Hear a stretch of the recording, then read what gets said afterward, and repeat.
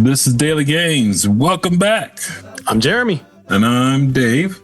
It's time to get it in. Let's get going. James 2:14. What good is it, my brothers, if someone says he has faith but does not have works? Can that faith save him? Faith is meant to be lived out. It is. Okay, so in Mark chapter 12, that seems to be my verse. I keep harping on my chapter. Jesus walks up to a tree that is showing signs of life, that it is ready for fruit. And he curses this tree, and that's what this tree is known for, as opposed to Jesus then going into the temple and doing the same thing again. And, there are signs of life here, but it is not true. It is not what the Creator, Jesus, has designed it for. And so he has the proper place and space to be able to see what is true and where we should be engaging and how we should be living. And so out of that, this isn't a life where I'm doing work unto myself or him.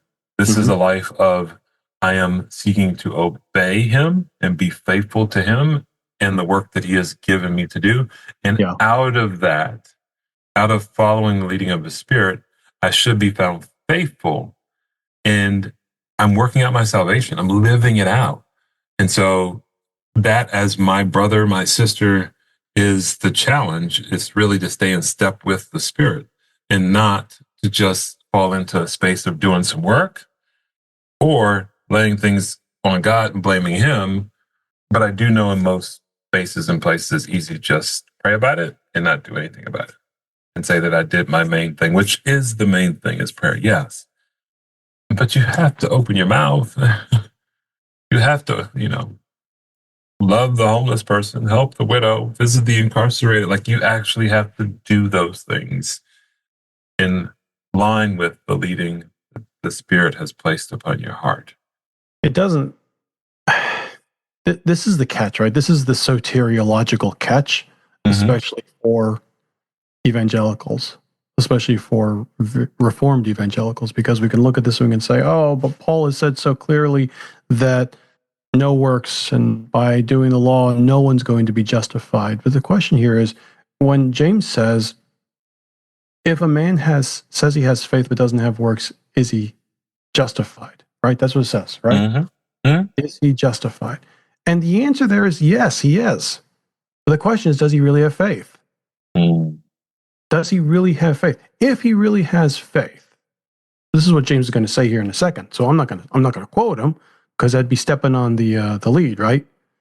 But I think James is sort of asking a question in a way that should make us stop and think and say, is he justified if he says he has faith but doesn't? Like, is faith enough? And I think that we read that in a way that maybe we have overstated how James is saying it, because the argument that came 1,300 years later say, no, faith is all that is needed, sola fide.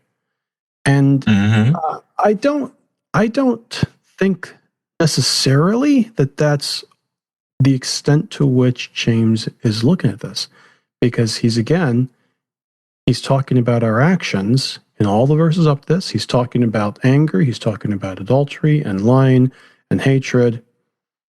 All of these are things that come out of the heart. They are things that either spoken or acted on, and they demonstrate whether or not our actions show us to be transgressors.